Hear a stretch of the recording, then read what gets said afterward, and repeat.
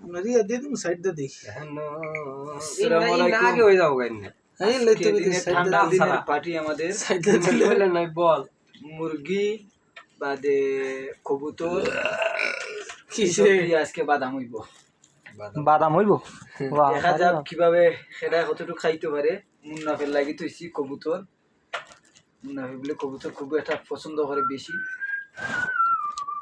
সেই রকম খানি এই যে আমাদের মুন্না ভাই উবাত আছে